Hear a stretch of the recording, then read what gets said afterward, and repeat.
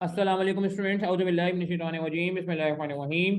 Rabbi इश्रह ली सदरी वयस्सिर ली अमरी वाहलुल उक़दतम मिन लिसानी यफ़क़हू क़ौली वज़िदनी इल्मा। अच्छा जी, अल्हम्दुलिल्लाह बीएमटी का थ्योरी सेशन शुरू हो चुका है हमारा। सही है, कल की क्लास में हमने काफ़ी सारी बातें की थी, कितनी तरह की थ्योरी होती है, कैसे टैकल करना चाहिए, कहाँ से कंटेंट आपको थ्योरी का मिल सकता है, अप्रोच क्या होनी चाहिए, रिकमेंडेड अप्रोच क्या होनी चाहिए। इस पर हमने बात की थी कि पहले आप लिख के सॉल्व करें, पूरा पूरा सॉल्व करें जैसे हम आपको करा रहे हैं। ऐसा नहीं करेंगे सिर्फ पॉइंट बनाएं, ऐसा नहीं करें, वालेकुम सलाम, ऐसा नहीं करें कि आप खाली जो है वो बुलेट बना लें या जहन में लिख लें। ऐसा नहीं है, पेपर में पूरा लिखना पड़ेगा, प्रॉपर जैसे पेपर में लिखना है उस तरह लिखें। फिर कंपेयर करें अपने आंसर को सजेस्टेड सोल्यूशन जो कि आई कैप का है, या अगर आप एसीसी का क्वेश्चन देख रहे हैं जो कि हमारी किताब में अल्हम्दुलिल्लाह काफ़ी सारे मौजूद हैं जिसमें थ्योरेटिकल एरिया पूछा गया है, तो आप उसको कंपेयर करेंगे। वालेकुम सलाम, वालेकुम सलाम। और फिर उसके बाद आप उसके पॉइंट्स को कहीं राइट डाउन करेंगे, जो एक्स्ट्रा पॉइंट्स होंगे, जो एडिशनल पॉइंट्स। ठीक है जी, चलें आज हम स्टार्ट करते हैं। समर 15 हमारा अल्हम्दुलिल्लाह कंप्लीट हो गया था। विंटर 15 से हम बात को स्टार्ट कर लेते हैं जल्दी जल्दी से। क्या सवाल आ रहा है जी? विंटर 15 ये हैंडआउट मैं ऑलरेडी शेयर कर चुका हूँ सारे ग्रुप्स में अल्हम्दुलिल्लाह। काफ़ी जिसे कहते हैं यूजफुल हैंडआउट है ये, इंशाल्लाह इसमें सबको फायदा होगा। ये हैंडआउट आप किसी से भी शेयर कर सकते हैं, you can share with anyone, किसी का भी भला हो जाए। हमारे तवज्जुह से क्या बुरा है यार। अच्छा, रिक्वायरमेंट पहले पढ़ लेते हैं। देखें जी ज़रा, ये रिक्वायरमेंट है, prepare a report for a management covering the following matters.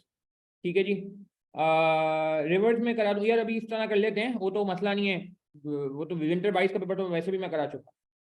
ठीक है जी, prepare report for management covering the following matter, analyse and control whether, analyse and comment whether NPL would be able to comply with the debt equity covenant imposed by the bank for a over the 5 year period. अच्छा यार, ये इसका ए part जो है ना, ये तो again आपको जो है ना, एनालाइज एंड कमेंट का मतलब है पहले आपको चेक करना पड़ेगा, रेशियो से चेक करना पड़ेगा, जो डेट इक्विटी रेशियो वो कह रहा है कोवेनेंट के लिए, क्या ये फुलफिल हो पा रहा है नहीं हो पा रहा। ठीक है ना, तो ये आपको थोड़ा देखना पड़ेगा। ठीक है, 12 मार्क का सवाल है। आई थिंक ये सवाल आप खुद से ट्राई कर सकते हो, कहीं प्रॉब्लम आ जाए मुझसे पूछ लेना, इंशाल्लाह मैं देख लूंगा इसको।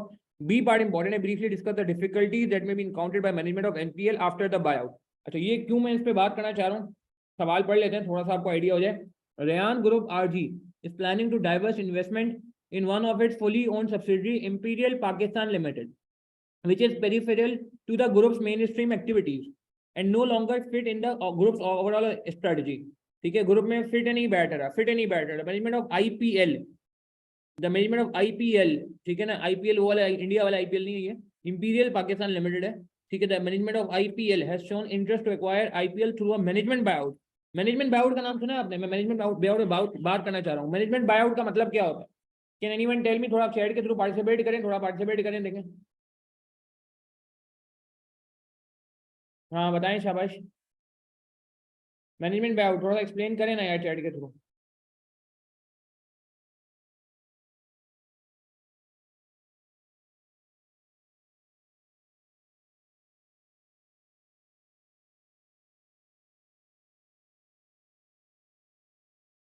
जी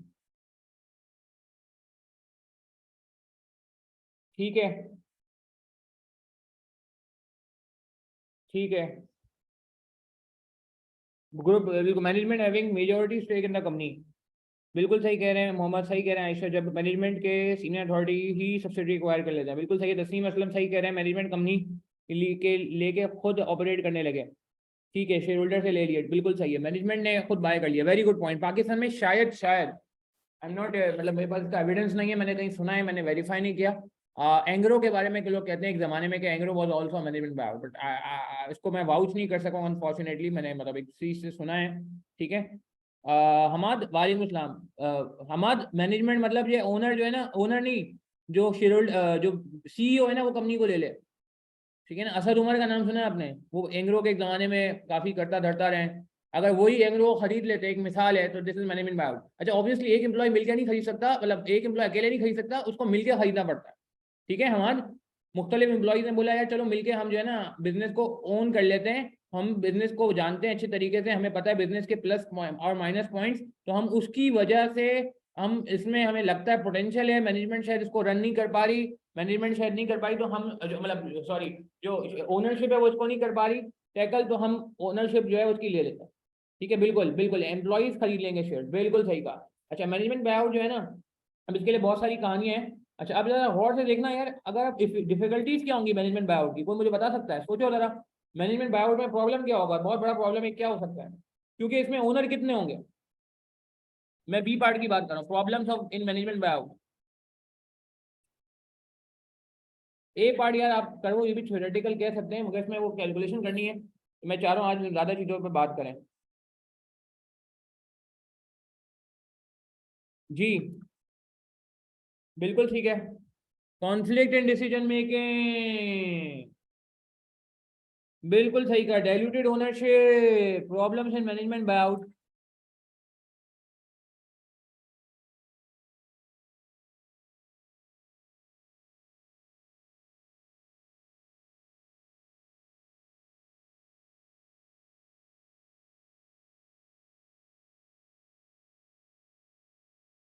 बिल्कुल सही है। एग्रीमेंट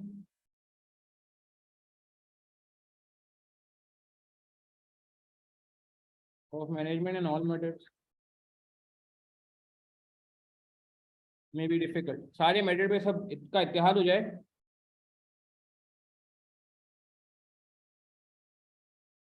ठीक है ना।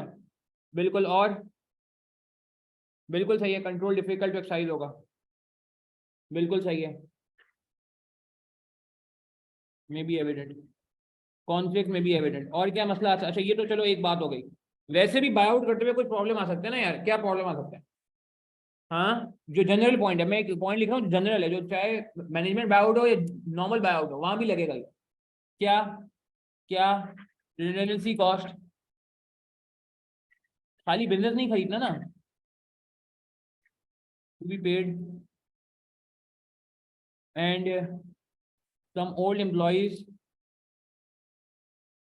कुछ ऑफिस पॉलिटिक्स होती है ना, may be reluctant to continue, leading to staff turnover. नहीं समझे? नहीं जी, हमें इस मैनेजमेंट का काम नहीं करना। नहीं जी, हमें इस बंदे का काम नहीं करता, मैं इस बंदे को नहीं जानता, मैं इस बंदे को नहीं करना चाहता, क्या कहते हैं, अपना ओनर नहीं तस्लीम करता, ठीक है। बिल्कुल सही है। तो ये भी एक मसला आता है, और क्या मसला आता है? देखें, सिर्फ शेयर होल्डर्स नहीं होते ना, और भी लोग होते हैं, जो सप्लायर्स होते हैं ना, सप्लायर्स, बिल्कुल। लैंडर्स के साथ भी प्रॉब्लम आ सकता है, इनफैक्ट सप्लायर्स से भी प्रॉब्लम आ सकता है। वो जो मटेरियल दे रहे थे, वो ओनर की गुडविल पे दे रहे थे। ओनर बहुत करोड़पति अरबपति आदमी था, करोड़पति तो नहीं कहना चाहिए, तो अरबपति खरबपति आदमी था, तो उसकी गारंटी पे दे रहे थे। अब वो बंदा छोड़ के चला जाएगा, तो एम्प्लॉय पे ट्रस्ट करना सप्लायर के लिए आसान नहीं है। सप्लायर कहेगा यार ये लोग हैं, इनको को पता नहीं, जिन्होंने कभी कंपनी रन नहीं की, कैसे चलेंगे, मेरे पैसे फंस तो नहीं जाएंगे, मैं मटेरियल दे के फंस तो नहीं जाऊंगा, मैं माल दे के फंस तो नहीं जाऊंगा। तो ये भी देखना पड़ेगा, इट मे बी डिफिकल्ट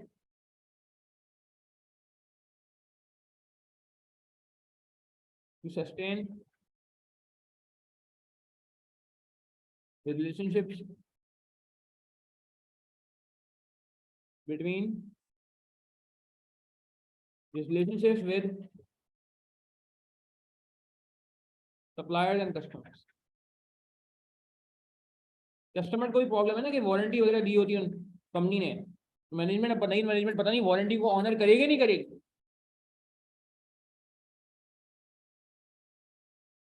ठीक है, बात समझ आ रही है?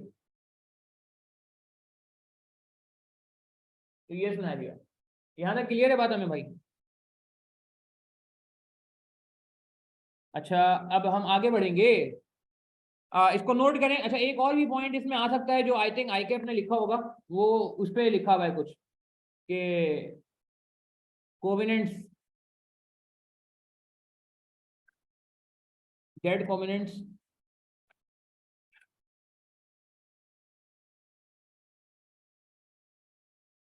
With other debt covenant, debt covenant कहलाता है, तो देखिए लिखा हुआ अभी कोविनेंट।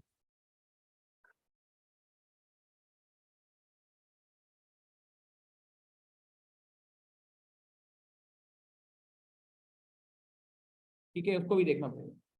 सही है, तो इसमें कुछ जनरल बातें हैं, कुछ स्पेसिफिक बात है। मैनेजमेंट बायआउट के बारे में मैंने कहा पता होना चाहिए, क्योंकि ये नो पेपर में वर्ड आया और आप परेशान हो जाओ। मैनेजमेंट बायआउट का मतलब है मैनेजमेंट ने, यानी कि एम्प्लॉइज ने ही शेयर खरीद लिए कंपनी के, एम्प्लॉइज नहीं, ठीक है ना। चले नोट करें इसको प्लीज जल्दी से। विंटर 15 में आई थिंक बस यही थ्योरी आई है शायद, नोट करें जल्दी से शायद। अच्छा, मैं वापस रिक्वेस्ट कर रहा हूँ यार, इसका ए पार्ट आपने करना है, इसमें डेट इक्विटी रेशियो निकाल के चेक करना है, कंप्लाई हो रहा है नहीं हो रहा, तो कैलकुलेशन काफी इन्वॉल्व है इसमें। मैं भी कैलकुलेशन पे फोकस नहीं करना चाह रहा, मैं चाह रहा हूँ थ्योरी पे फोकस करूँ। मगर please I am again requesting to all of you that please do solve this question. Question number 2 is provided for reference, but I think we should solve question number 2A as well. इसके answer वगैरह चाहिए होंगे तो वो मसला नहीं है, मिल जाएगी मार्किंग स्कीम, मेरे पास पड़ी है मार्किंग स्कीम इसकी, मतलब एग्जाम सजेस्टेड सॉल्यूशन पड़ा हुआ है मेरे पास ट्राई करता।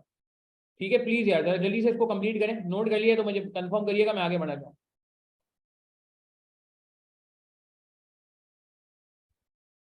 अच्छा चलें जी, ये हो गया हमारे पास। ये हमने कौन सा क्वेश्चन किया है अभी? विंटर 15 किया। विंटर 15 में अच्छा एक और भी आई हुई है, नहीं समर 15 था यार, ये सॉरी यार, मिस्टेक, समर 15, अब हम समर 16, विंटर 15 में और भी आई हुई थी। हाँ विंटर 15 में एक और आई हुई है ना। ठीक है, एक और क्वालिटी सवाल है विंटर 15 का, हम देखेंगे, बहुत जबरदस्त सवाल है ये। तो ये क्या कह रहे हैं, इसको भी देख लेते हैं। ये सवाल मैं सॉल्व करा देता हूँ। ये कितने मार्क का सवाल है? 17 मार्क का सवाल आया है। दिखने को मुश्किल लग रहा है मगर है मुश्किल नहीं। तो एक और में सवाल पढ़ेंगे, very nice question, question number 4 and 4C, मैं बी भी करा दूंगा। After as an equity requirement पहले पढ़ लेते हैं, briefly discuss the difference between systematic risk and unsystematic risk. जल्दी जल्दी बता दें, सिस्टमैटिक एंड सिस्टमैटिक में फर्क क्या होता है भाई? इजी मार्क्स में फुल टॉस 2 मार्क्स।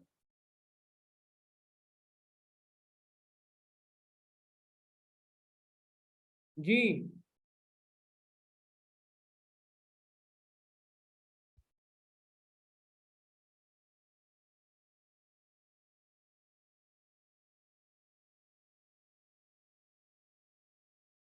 क्या कहते हैं? बिल्कुल बिल्कुल, it relates to market risk which cannot be which cannot be which cannot be क्या which cannot be। हाँ जबरदस्त बात की है इसने, सही बात की, ईजान ने बहुत प्यारी बात की, बिल्कुल सही है। which cannot be eliminated through diversification। ठीक हो गई बात। और और इसमें कौन से फैक्टर्स कंट्रीब्यूट करते हैं? ये तो रिस्क बर्दाश्त करना पड़ेगा, मार्केट में आए हो तो ये रिस्क फेस करना होगा। Factors leading to change in market. Stock market change क्यों होती है? स्टॉक मार्केट में कदम रखोगे ये रिस्क बर्दाश्त करना पड़ेगा। क्यों होती है स्टॉक मार्केट में चेंजेस? बिल्कुल ठीक है, हमारे मेमन कह सकते हैं। भावना इसको मार्केट इंडस्ट्री, इसको मार्केट रिस्क बोले, कोशिश करें मार्केट रिस्क बोले, ज्यादा अच्छा वर्ड हो जाएगा। स्टॉक मार्केट के रिस्क को कौन से फैक्टर है जिससे स्टॉक मार्केट चेंज होती है? That is boom versus recession, change in interest rate, economic condition, मुल्क के हालात हमारे सामने हैं यार।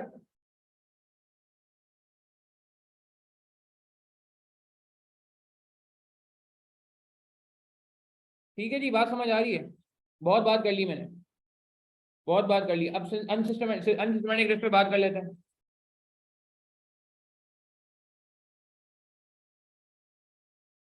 अनसिस्टमैटिक रिस्क कौन सा होता है?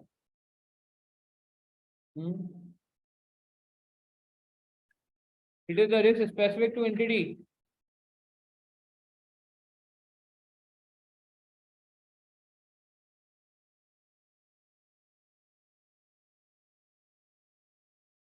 बिल्कुल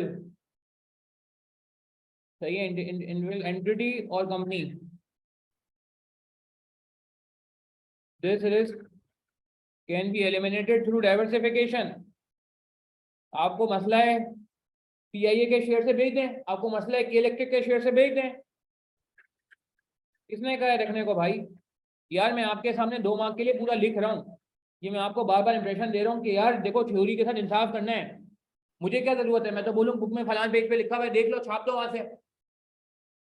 मगर नहीं यार देखो, ये प्लीज इंपॉर्टेंट है, भले आप देख के लिख रहे हो theory, I don't mind, paper तो वो ओपन बुक है ना यार, मगर प्लीज ये रिटन प्रैक्टिस जरूरी है, थ्योरी के साथ इंसाफ करना होगा आपने यार, वरना थ्योरी जो है ना इतनी मुश्किल नहीं है, सीरियसली यार इतनी मुश्किल नहीं है अलहमदुलिल्लाह।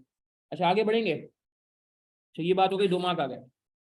अच्छा अब ये क्या कह रहा है ये यार, ये तो नोट कर लेना, कोई मसला नहीं है, जल्दी से कर लो, कर लो कर लो कर लो। अच्छा चलें जी आगे बढ़ रहे हैं।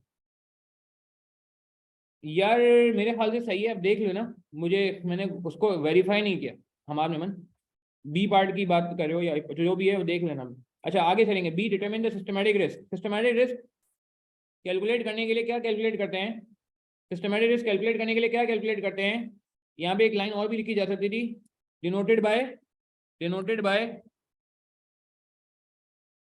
Denoted by beta, beta, beta.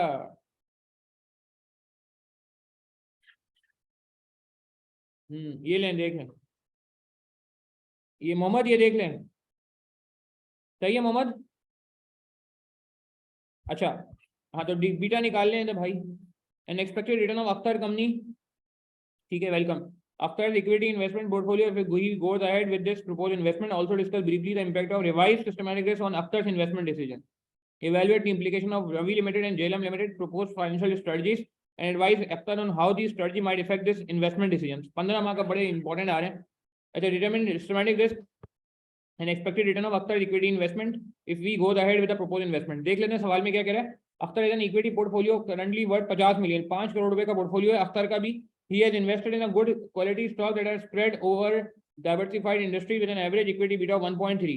Risk profile he is happy with. He is presently considering investing a further amount of 20 million, 20 million मजीद लगाना चाह रहा है। गौर से देखेंगे प्लीज, गौर से देखेंगे। He has done some research himself and wants to invest in Ravi Limited and JLM Limited in equal proportion. दोनों में इन्वेस्ट कर रहा है। एंड और नहीं है, एंड यानी कि रवि में भी इन्वेस्ट कर रहा है, जेएलएम में भी इन्वेस्ट कर रहा है, हाफ हाफ कर रहा है। इक्वल का मतलब है 10 मिलियन रवि में जाएगा, 10 मिलियन जेएलएम में जाएगा, जेएलएम में जाएगा। Detail of his research are as follows. Ravi limited, RL limited share price है 16 रुपया, वेयर लिक्विड इबिटा 1.2, और आरएल प्लानिंग का 20% राइट इशू है 12 ईच। राइट इशू कम पे होता है, मार्केट प्राइस से कम पे होता है, नजर आ रहा है। 16 रुपए मार्केट में रेट चल रहा है और ये 12 रुपए में इशू कर देगा अपने एग्जिस्टिंग शेयर होल्डर को। राइट इशू का मतलब यही होता है। JLM Limited, JL current share price is 17.4, whereas expected return on this share is 16.5%. अच्छा, एक्सपेक्टेड रिटर्न, ठीक है, बात करते हैं। Share price 17.4 है। JS has planned to expand its present line of business. The company wants to finance the expansion by reducing its dividend payout for the next 3 years from 30% to 10%. Dividend काट के ये पैसे देना, क्या कहते हैं, expansion करना चाह रहे हैं, जो कि लॉन्ग टर्म के लिए तो अच्छा हो सकता है। Risk free rate is 12%, market return 12% है। आर एफ भी पता है और आर एम भी पता है। These rate are not expected to change the foreseeable future. Transaction charges are 2% of the amount transacted. ठीक है, इसको देख लेंगे कैसे डील करना है। ठीक है, determine the systematic risk. Systematic risk beta निकालना है and expected return of actor equity investment portfolio if he goes ahead with this proposed investment. अच्छा भाई, अब कितनी इन्वेस्टमेंट हो गई है? बी पार्ट में कितनी इन्वेस्टमेंट हो गई है? 3 इन्वेस्टमेंट हो गई हैं। एग्री करेंगे?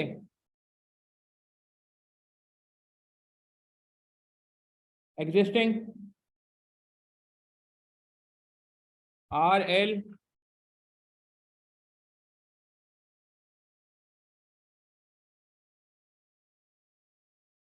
अच्छा आपको याद है एक वेटेड एवरेज बीटा का कॉन्सेप्ट होता है, किसी को याद आ रहा है? हमने पोर्टफोलियो थ्योरी में एक वेटेड एवरेज बीटा का कॉन्सेप्ट पढ़ा है।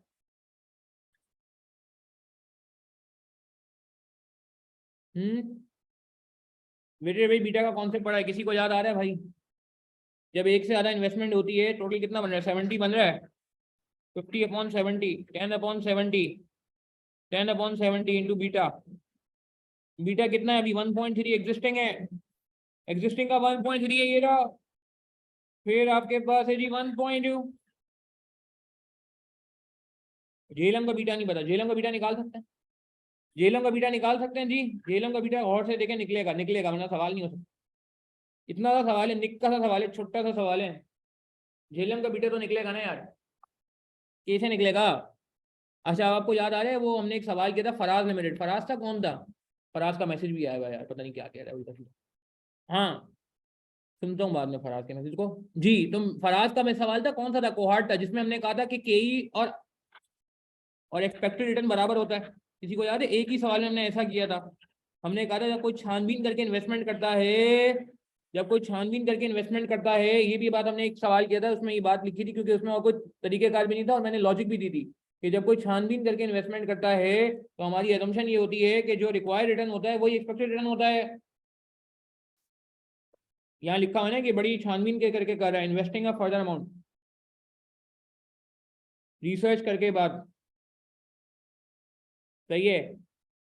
तो जेलम का रिटर्न आ रहा है 16.5। मैं मानता हूँ कि एक्सपेक्टेड रिटर्न और वो फिर अल्फा वैल्यू निकलती थी, अल्फा वैल्यू याद आ रहा है यार, चलो सबको छोड़ो, अल्फा वैल्यू याद आ रहा है। जब एक्सपेक्टेड रिटर्न और रिक्वायर्ड रिटर्न अलग होता था तो अल्फा वैल्यू निकलती थी, याद कर। सही है ना?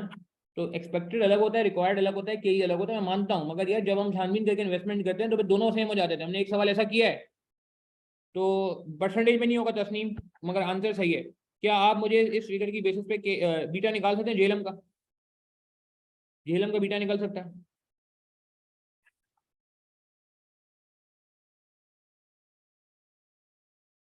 Computation of beta of Jhelum,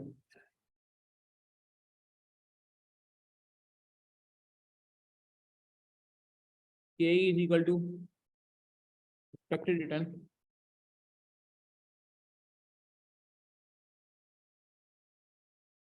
in this specific scenario, in this specific scenario.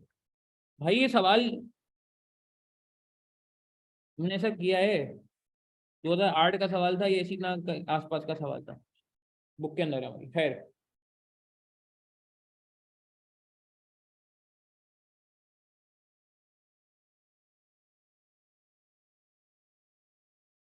research made investment।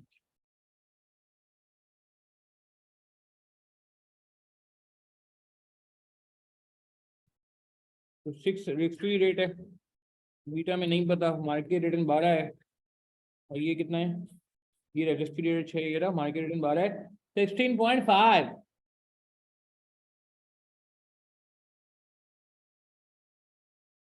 कितना आ रहा है? 1.75 आ रहा है, ठीक है। नहीं नहीं नहीं, डेटा इनकम्प्लीट नहीं है यार, ये कॉन्सेप्ट हम पढ़ चुके हैं ना। हमारा हमने कॉन्सेप्ट नहीं पढ़ा होता तो बात समझ आती। हम कॉन्सेप्ट पढ़ चुके हैं तो बात क्लियर है। ओ माय गॉड, ये मैंने क्या किया? तो मैं वेटेड बेस बीटा निकालूं?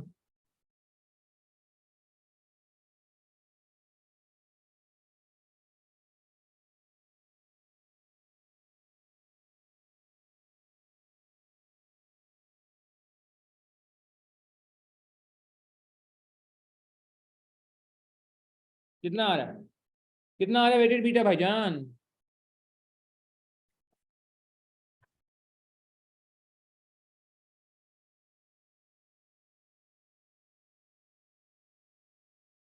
रिवाइज बीटा भी कैसे? 1.3, ठीक है, थैंक यू।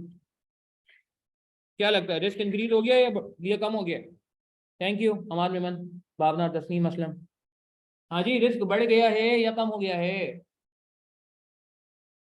रिस्क बढ़ गया है या कम हो गया, जवाब दें। पहले कितना था बीटा इसका? यही पूछ रहा है ना हमसे। एक्सपेक्टेड रिटर्न, एक्सपेक्टेड रिटर्न भी निकाल लेता हमारे मेमन, एक्सपेक्टेड रिटर्न भी उसी का निकलेगा। डेटा नहीं है ये भी कह सकते हैं, मगर वो सिनेरियो लग रहा है ना, क्योंकि हम रिस्क बेस्ड इन्वेस्टमेंट कर रहे हैं। हम समझ बूझ करके इन्वेस्टमेंट कर रहे हैं, हम देखभाल करके इन्वेस्टमेंट कर रहे हैं।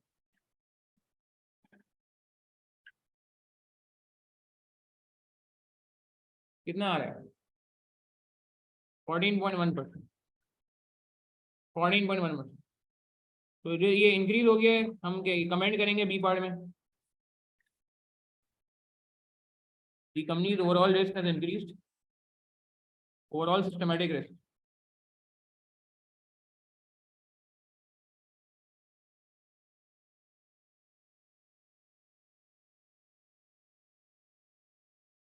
as denoted by, as represented by rise in beta from 1.3 to 1.35।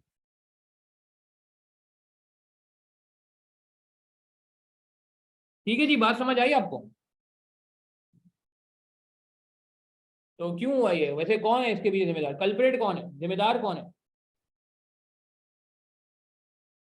Due to कौन है? झेलम है या रावी है?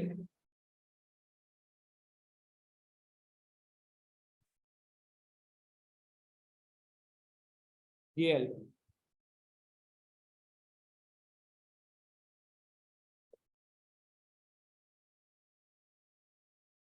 More risky invest. ठीक है जी, बात समझ आई। 1.775 ना?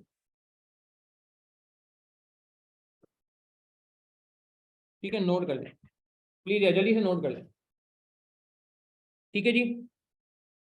नहीं हमारे मेमन, मैं चाहूँगा आप नोट करें साथ साथ। मेरे नोट पैड पे आखिर पे रहेंगे ना तो देर हो जाएगी। मैं चाहूँगा आप नोट करें। नोट पैड की फाइलें मैं जानबूझ के शेयर नहीं करता, डेलिबरेटली पूरे सेशन में नहीं शेयर नहीं की। तो मैं चाहता हूँ आप लेक्चर के दौरान ही नोट करें यार, बाद में नहीं करें, वरना फिर ये होगा कि वो नोट पैड कहीं पड़ा रहेगा, ज़रूरत के वक्त आपको मिलेगा नहीं यार। जूम आउट कर दिया मैंने, देखने में मसला होगा। चलो नज़र आ रहा है, नज़र आ रहा है अभी। चलो जल्दी से नोट करें प्लीज। बी पार्ट में मैं सी पार्ट कराता हूँ, फिर सवाल एंड करते हैं। बहुत अच्छा सवाल है ये, विंटर 15 का बहुत अच्छा सवाल। जल्दी करें, इसका सी पार्ट भी डिस्कस करेंगे, जो पूरा मतलब सॉल्व करेंगे। कोई सवाल है, कंफ्यूजन है, पूछ लें। ईमानदारी से बताएं, ये मुश्किल सवाल है अभी तक मैंने जितना कराया बी पार्ट। ए पार्ट तो वैसे ही फुल टॉस था। 7 मार्क का सवाल जो अभी हमने बी पार्ट किया है, मुझे बताएं क्या ये मुश्किल है या ये पेपर में आएगा तो संभाल लेंगे। ब्रीफली डिस्कस भी करना था ना, कर दिया। क्या कहते हैं ये अगेन ये एप्लीकेशन बेस्ड थ्योरी है, सिनेरियो से कनेक्ट करना पड़ेगा। चलो बेस्ट हो गया। नहीं नहीं यार, ये परेशान ना हो थ्योरी के, मैं जितने सवाल है इसलिए ये हैंडआउट शेयर करने का एक मकसद ये भी है कि आपके सामने सारी वैरायटी आ जाए यार, फिर आप फैसला करो यार कि वाकई मुश्किल है या नहीं। ठीक है ना, मुझे उम्मीद है आपको बहुत ज्यादा, जिसे कहते हैं ना, मेजोरिटी सवाल मुश्किल नहीं लगेंगे इंशाल्लाह। बस फर्क सिर्फ इतना है कि यार हमें फोकस के साथ काम करना है, मेहनत करनी है। ठीक है, हो गया, नोटिंग हो गई है भैया, आगे बढ़ जाएं।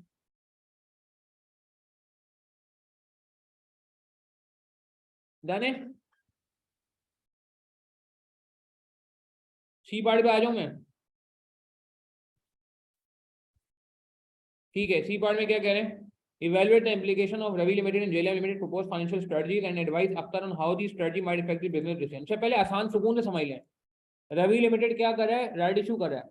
राइट इशू से क्या फर्क पड़ता है शेयर होल्डर की वेल्थ पे, याद करें सोर्स ऑफ फाइनेंस में ये बात हो चुकी है। अगेन अब हम चूंकि कोर्स एंड कर चुके हैं ना अल्हम्दुलिल्लाह, तो अब ये थ्योरी पे बात करना ज्यादा आसान है, क्योंकि हम कहीं भी जा सकते हैं पूरे कोर्स में। अब ए पार्ट इसका जो था, बी पार्ट जो था वो सीएपीएम से था, मगर सी पार्ट इसका सोर्स ऑफ फाइनेंस है। याद करें राइट इशू से क्या फर्क पड़ता है शेयर होल्डर की वेल्थ पे, याद करें यार, ये बात हम कर चुके हैं बहुत अच्छे लेवल पे। शेयर होल्डर की वेल्थ पे राइट इशू से कोई भी फर्क नहीं पड़ता।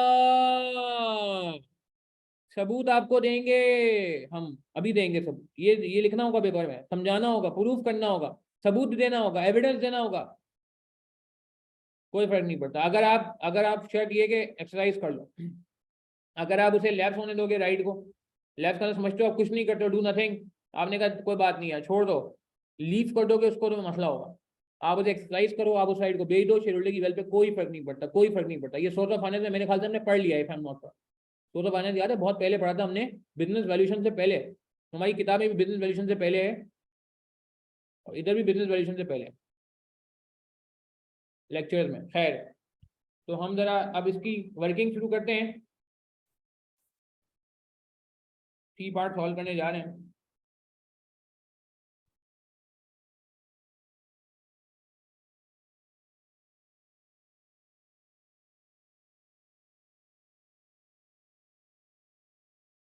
कौन सी कंपनी पहले, रावी लिमिटेड RL।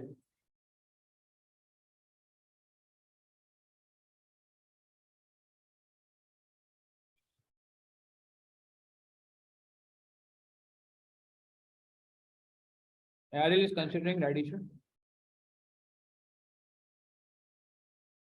ठीक है,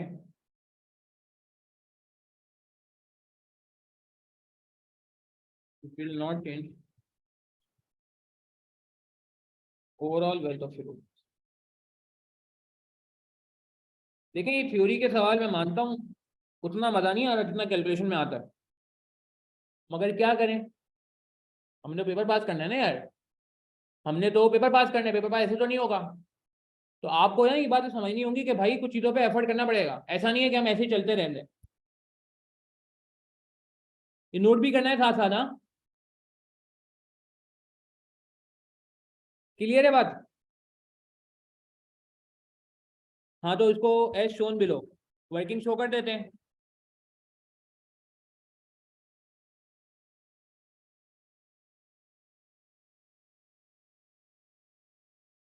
अच्छा, कैसे शो करेंगे, कैसे शो करेंगे? अच्छा, एक मैं इस पे डिस्कस कर लेता हूँ, पहले एक और चीज पे डिस्कस कर लेता हूँ। ये तो मैं वर्किंग अभी शो कर दूंगा। झेलम की से क्या लग रहा है आपको?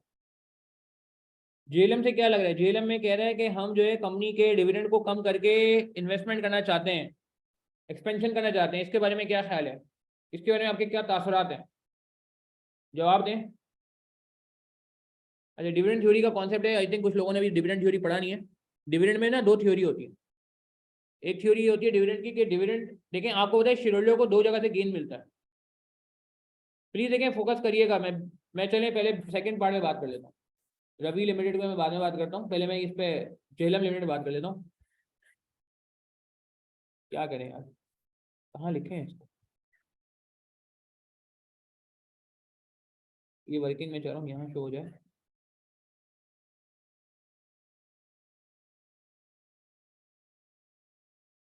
जी जल्दी जल्दी बता दें। जी बिल्कुल, डिविडेंड रेलेवेंस रेलेवेंस थ्योरी की बात कर रहा हूँ। क्या कहती है वो थ्योरी?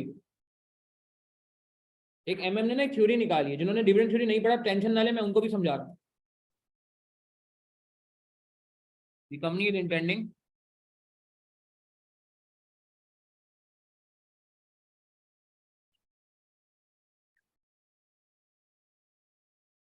to reduce dividends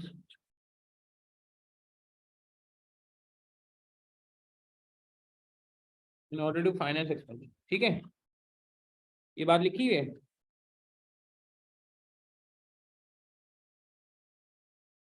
वो देखें, ये बात बड़ी इंपॉर्टेंट है। मुझे एक बात बताएं, क्या डिविडेंड, हाँ सिग्नल इफेक्ट वगैरह भी आ सकता है इसमें, मगर अभी फिलहाल हम पहले रेलेवेंट बात कर लेते हैं। क्या डिविडेंड खाली गेन होता है? नहीं नहीं नहीं, शेयर होल्डर को गेन मिलने के दो सूरतें होती हैं। शेयर होल्डर को गेन मिलने की दो सूरतें होती हैं, याद है ना? क्या सूरत होती है एक और? एक और सूरत ये होती है शेयर होल्डर को गेन मिलने की, कैपिटल गेन। तो आप मुझे बताएं कि अगर डिविडेंड कम कर रहा है वो, और वो पैसा री इन्वेस्ट कर रहा है, एक्सपेंशन में लगा रहा है, तो मुझे बताएं फ्यूचर में क्या लग रहा है आपको? ये अच्छी बात है, बुरी बात है? लॉन्ग टर्म पर्सपेक्टिव इसका अच्छा है, बुरा है? लॉन्ग टर्म में इस कंपनी में ग्रोथ होगी या नहीं होगी? वो याद है, कल मैंने बात भी की थी, C is equal to B, G is equal to B into R, Gordon growth model. किसी को याद आ रहा है? गॉर्डन ग्रोथ मॉडल याद आ रहा है किसी को? G is equal to B into R, वहां भी बात हुई, पे आउट रेशियो, जो मैं बात कर रहा था कल की क्लास में, कल के थियोरेटिकल सेशन में, थ्योरी सेशन नंबर 1 में। तो यार ये देखें, ये बात हमें समझनी होगी एज पर एमएम। एमएम यहाँ भी आ गए हैं डिविडेंड में।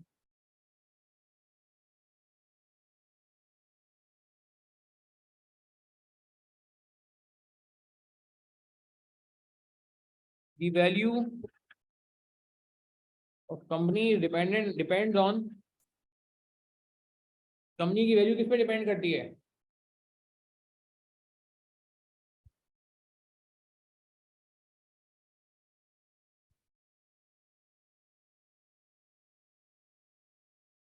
Income generated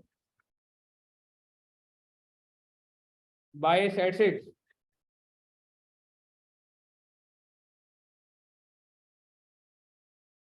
and not on how this income is divided between dividends and retained profit। कितनी प्यारी बात है। देखें यार, जो रिटेन होता है वो भी किसका होता है? All reserve belong to whom? मुझे बताएं, जवाब दें। हाँ, सारे रिजर्व किसके होते हैं? चलें 2 मिनट के लिए मान लें उसने डिविडेंड पे आउट कम कर दी, तो यार रिटेन ज्यादा होगा ना। रिटेन रिटेन प्रॉफिट में भी किसका अख्तियार है, किसका हक है, किसका राइट है? फिर फिर शेयर होल्डर का है ना। तो ये कहता है भाई, आप ये देखो, इनकम जनरेटिंग पोटेंशियल देखो, इनकम जनरेटिंग पोटेंशियल देखा जाएगा। कंपनी का इनकम जनरेटिंग पोटेंशियल अगर इंप्रूव हो रहा है, और मेरे ख्याल से इंप्रूव हो रहा है, नहीं will improve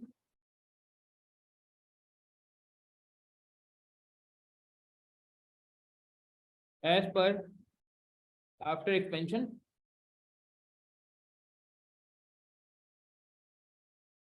so so will be favourable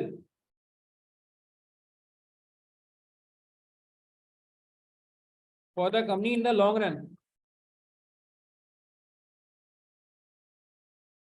agree करेंगे? एग्री करेंगे? डिविडेंड पे आउट का कॉन्सेप्ट ये था ना आयशा के, हमने ये कहा था कि अगर प्रॉफिट कमाया है आपने 100 रुपया और डिविडेंड पे किया है आपने 80 रुपया, तो आपने पे आउट परसेंट कर दिया 80%। तो आप खाली 20% रिटेन कर रहे हैं, जो कि मेरे ख्याल से काफी कम है ना। जितना आप कम रिटेन करेंगे उतना कम री इन्वेस्ट होगा। रिटेन करने का मतलब है बिजनेस में वापस पैसा लगाना। याद आया, कल की बात हुई थी हमारी, तो ये वाला कॉन्सेप्ट है। खैर अच्छा, आगे बढ़ेंगे। तो ये कह सकते हैं कि लॉन्ग रन में कंपनी, ये कह लेंगे ये business will B benefit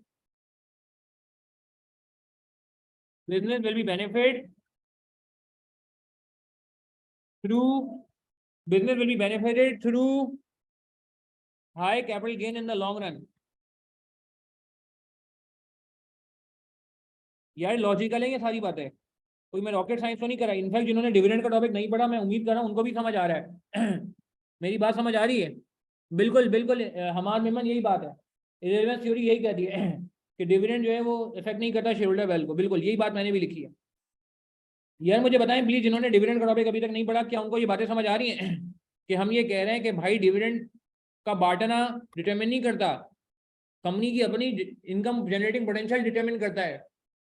company का अगर इनकम पोटेंशियल इंक्रीज हो रहा है तो अच्छी बात है, कोई बात नहीं, शॉर्ट टर्म डिविडेंड जा रहा है, मगर लॉन्ग टर्म में आपको फायदा होगा। लॉन्ग टर्म में आपको ये पैसा री इन्वेस्ट होकर गेन की फॉर्म में मिलेगा, आपको कैपिटल गेन की फॉर्म में मिलेगा। Business will be benefited through higher capital gain in the long run. ठीक है, ड्यू टू री इन्वेस्टमेंट। ये बात समझ आ रही है? देखें 8 मार्क का सवाल है यार, कम से कम 3 से 4 मार्क्स तो इसके होने चाहिए ना। अब आप गौर करें कितना प्यारा सवाल था ये, विंटर 15 का सवाल है मगर बहुत रेलिवेंट सवाल है। ए और बी पार्ट इसका CAPM था। सी का ये इसमें रवि लिमिटेड जो है वो सोर्स ऑफ फाइनेंस है, Jhelum limited dividend relevance theory है। सारे थ्योरी के टॉपिक ऑलमोस्ट इसने पूछ लिए। डिविडेंड रिलेवेंस थ्योरी भी पूछ लिया, सोर्स ऑफ फाइनेंस भी पूछ लिया, प्योर थ्योरेटिकल टॉपिक, और थोड़ा बहुत इसने तड़का लगा लिया CAPM का। यार ये जो है ना हमारे मन डिविडेंड का लेक्चर देख लो फिर ना, तो और क्लियर हो जाएगी बात, जो स्पेसिफिक तुम बारीकी पूछ रहे हो।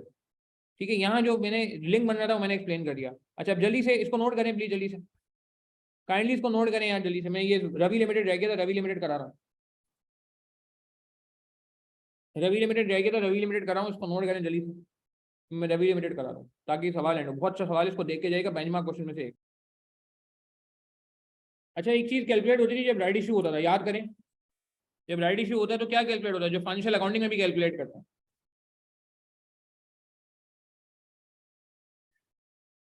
जल्दी से बताएं यार प्लीज, क्या कहते हैं आप? हम्म,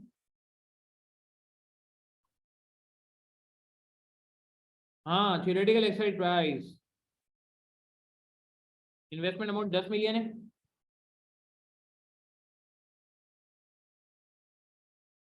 issue cost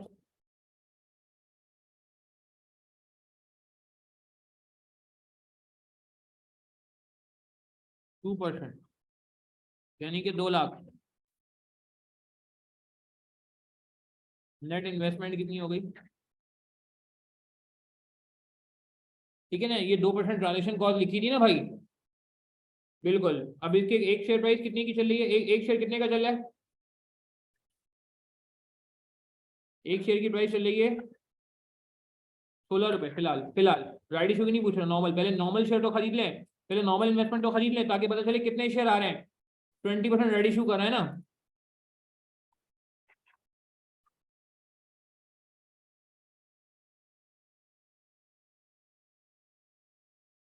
number of shares purchase, कितने शेयर परचेज किए होंगे, डिवाइड करके निकालें जरा। 6,12,500 शेयर, ठीक है। तो किसको नए शेयर्स कितने मिलेंगे? न्यू राइट शेयर्स कितने मिलेंगे? 20% लिखा हुआ है, 20% लिखा हुआ है, लगाएं जरा 20% कितना बनता है? 612,500 का 20% बताएं कितना बनता है? ये कैलकुलेटर निकालना पड़ेगा। कैलकुलेटर तो है।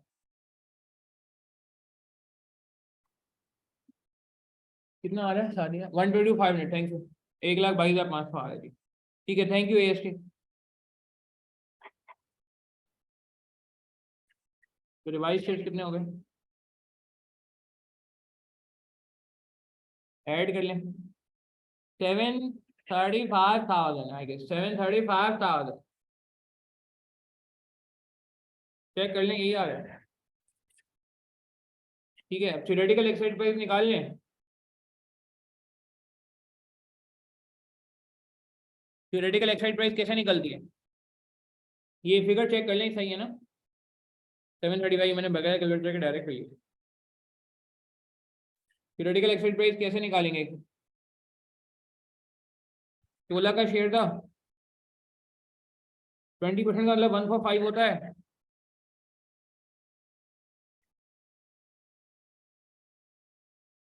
ये कर लेते हैं, या फिर ये भी कर सकते हैं कि चलो मैं शॉर्ट तरीके से निकाल रहा हूँ, लॉन्ग तरीके से भी निकाल दूँ। 20% का मतलब होता है 145,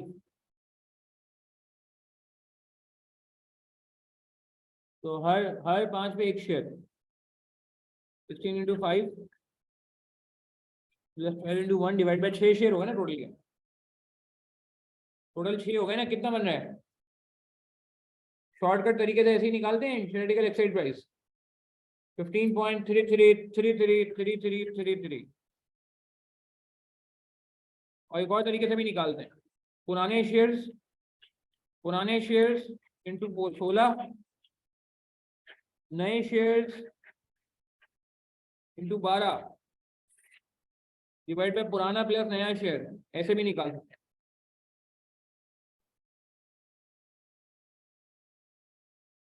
ठीक है, तो ओल्ड वेल्थ कितनी थी, ओल्ड वेल्थ कितनी थी, old wealth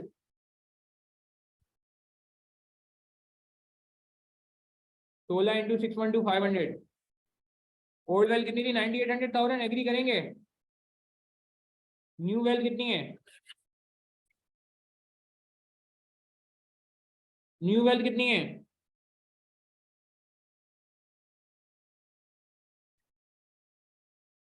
735,000 into 12, revise market value, revise market value 2% चला गया था ना भाई, रिवाइज मार्केट वैल्यू जो कि कितनी थी, शेयर बढ़ गए, मल्टीप्लाई करने क्या आ रहा है,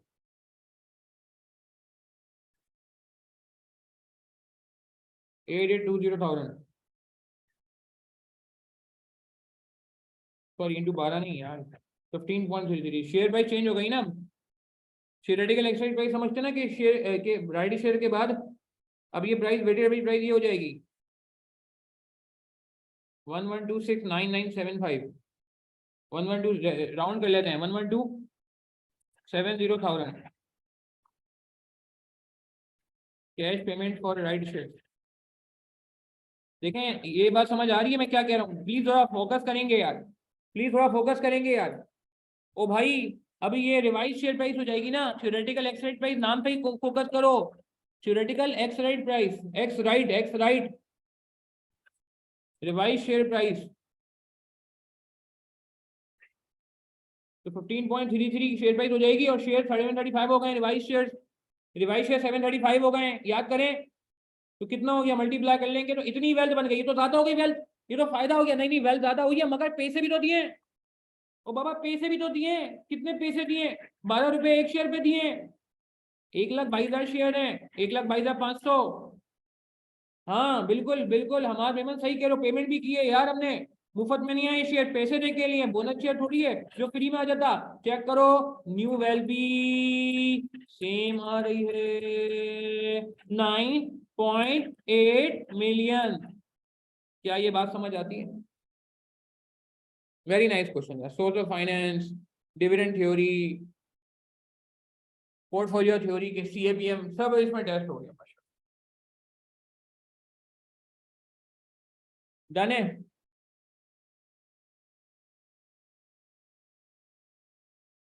अच्छा ये राइट शेयर से करेगा क्या,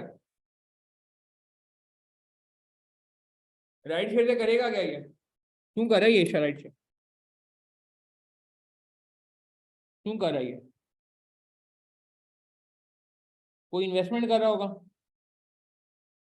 इसीलिए किया होगा ना। तो लॉन्ग टर्म में क्या होगा? लॉन्ग टर्म में ये तो चलो अभी तो फिलहाल वेल्थ पे कोई फर्क नहीं पड़ा, लॉन्ग रन में क्या होगा? सोचें, जवाब दें, सोचें प्लीज यार, देखें कंक्लूड करना पड़ेगा। 1 मिनट हमारे मेहमान कंप्लीट करने दो मुझे। चंदा, 1 मिनट। हाँ, लॉन्ग रन में क्या होने का है भाई? New finance from right issue can be री invested,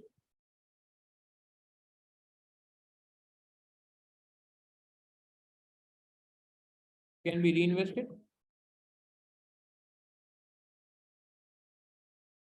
increase company's value and returns for shareholder। हम भी शेयर होल्डर है ना यार, हम भी शेयर होल्डर। क्या ख्याल है? कंक्लूजन समझ आ रहा है?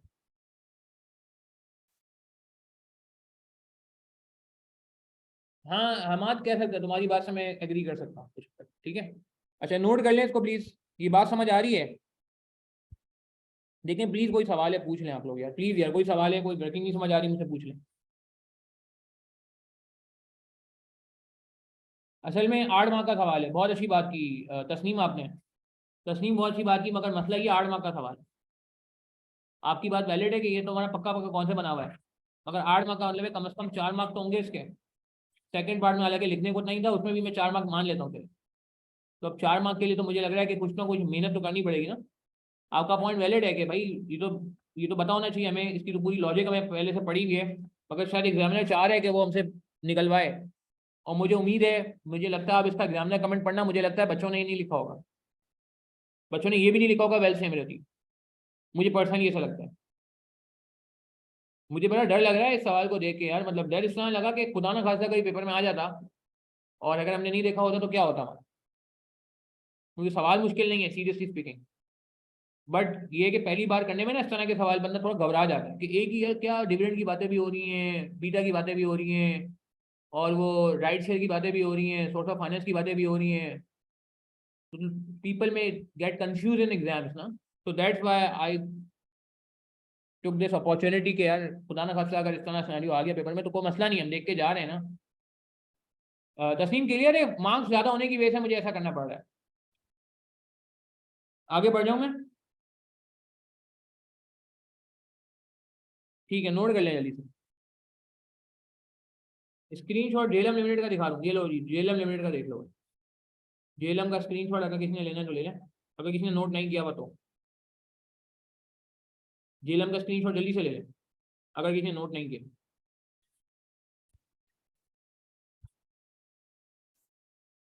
अच्छा, इसको जल्दी से नोट करें।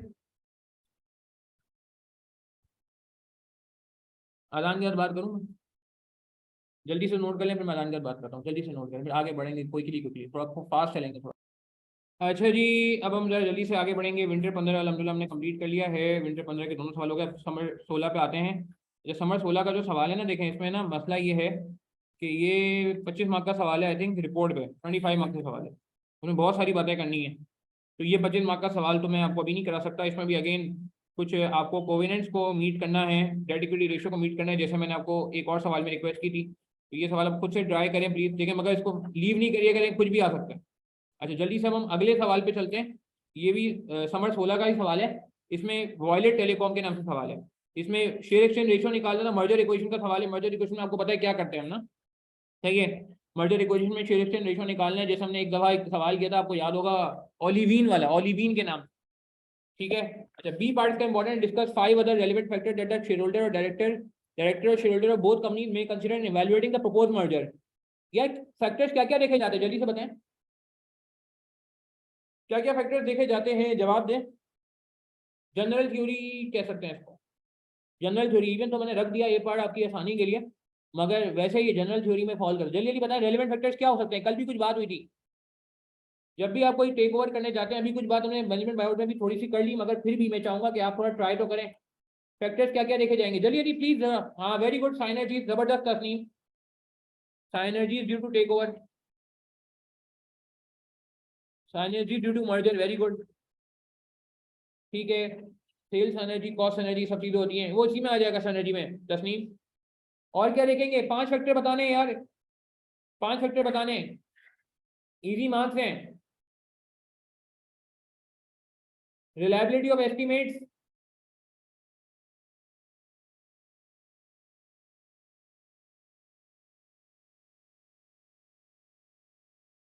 यूज इन वर्किंग, सही है ना, ये मैंने कहा था जनरली कहीं डाल दिया करो। और very good, cultural differences, very good.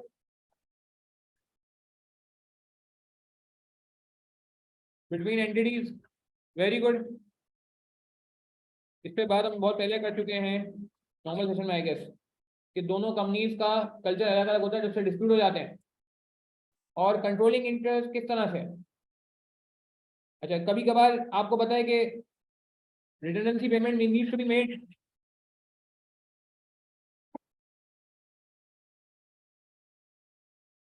And and obligation needs to be fulfilled.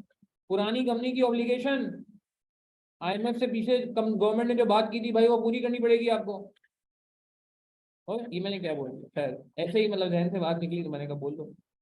खैर अच्छा, एक और बात भी है, एक और बात भी है, वो क्या, भाई ये शेयर एक्सचेंज रेशियो कर रहा है, ये एप्लीकेशन बेस्ड थ्योरी भी आ सकता है ना। Share exchange ratio, share exchange ratio से क्या मसला आता है, एक बहुत बड़ा मसला आता है, अगर आप अपने शेयर दे रहे हो सामने वाली कंपनी को, शेयर एक्सचेंज अरेंजमेंट से क्या मसला आएगा, अगर आप सामने वाली कंपनी को अपने शेयर दे रहे हो तो क्या होगा, वेरी गुड वेरी गुड, ये पॉइंट देखो कनेक्ट करना पड़ेगा, ये इसमें एप्लीकेशन बेस्ड पॉइंट है इसलिए हमने रख दिया, में dilute control of existing share holders. क्या ये बात समझ आती है, ठीक है ना। और फिर क्या कहते हैं, quality standard needs to be maintained. आपने एक कंपनी एक्वायर कर ली, फार्मास्यूटिकल एक्वायर कर ली, भाई आपके फार्मास्यूटिकल के जो स्टैंडर्ड है वो सामने वाली कंपनी को भी फुलफिल कराने पड़ेंगे। नहीं समझे बात, भाई यूनिलीवर अगर किसी को एक्वायर करेगी, यूनिलीवर अगर किसी को एक्वायर करेगी तो फिर कैसे चलेगा, फिर उसको सामने तो वही करना पड़ेगा ना। नोट करें जल्दी से,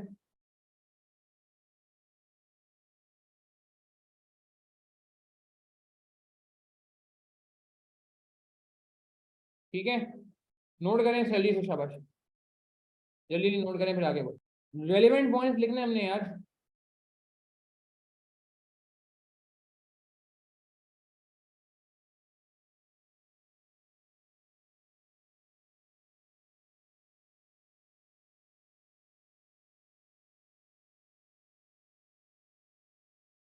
ठीक है, कंपटीशन डिक्रीज नहीं होगा, हाँ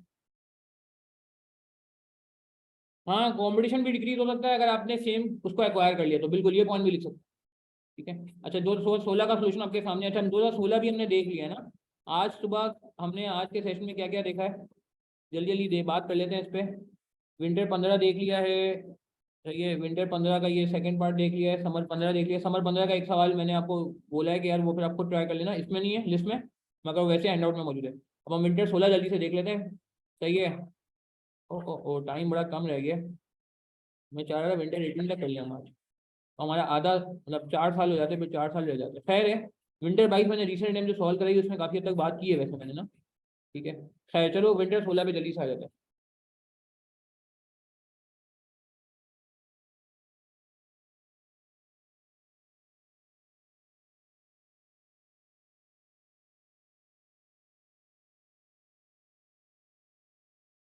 हाँ मुकाबला सख्त है और टाइम कम है, सही बात है, टाइम वाकई कम है आज तो यार मेरे पास। अच्छा मैं क्या कह रहा था तुमसे, विंटर 16 पे आ जाते हैं ना भाई, जल्दी से आ जाओ विंटर 16 पे, इधर चला गया यार, नंबर 16 हो गया, ये अदर फैक्टर देख लो यहाँ भी लिखे हैं ना, मैं थ्योरी यहाँ भी है। अच्छा रमजी कॉर्पोरेशन, ये इंटरेस्ट रेट का सवाल है, इंटरेस्ट रेट स्वैप कर रहे हैं, तो स्वैप में मुझे बता दें जल्दी जल्दी से, क्या किन पॉइंट को कंसिडर करना होता है स्वैप में। इंटरेस्ट रेट स्वैप में मेरिट और एडवांटेजेस क्या है स्वैप के, सिनेरियो पढ़ना पड़ेगा, आरसी से कनेक्ट करना पड़ेगा, रमजी से कनेक्ट करना पड़ेगा, ऐसे नहीं कर सकते, रमजी से कनेक्ट करना पड़ेगा।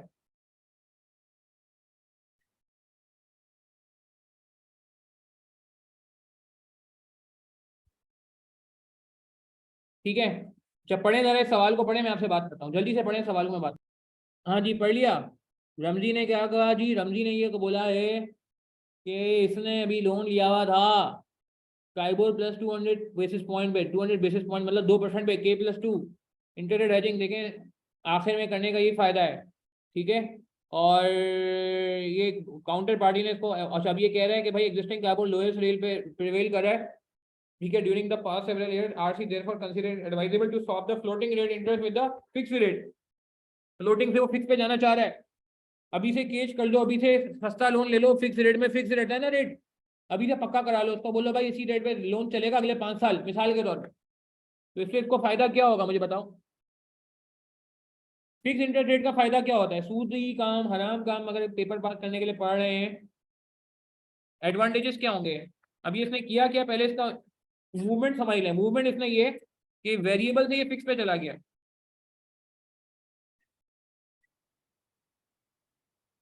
वेरिएबल से ये फिक्स पे चला गया, ऐसा ही है ना? पार्टिसिपेट करें, क्या फायदा होता है? Easy to estimate, easy to forecast, fix cash flow, fix नहीं ना, वेरिएबल में तो मसला है, बार बार फोरकास्ट हिलता रहता है, चेंज होता रहता है। फिर इसमें ट्रांजेक्शन कॉस्ट ही बहुत छोटी सी है,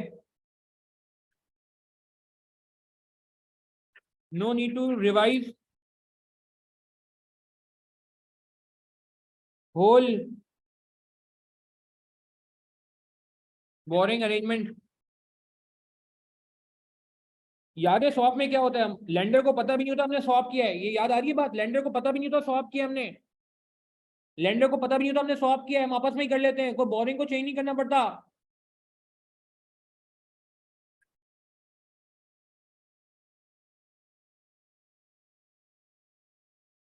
lower transaction cost,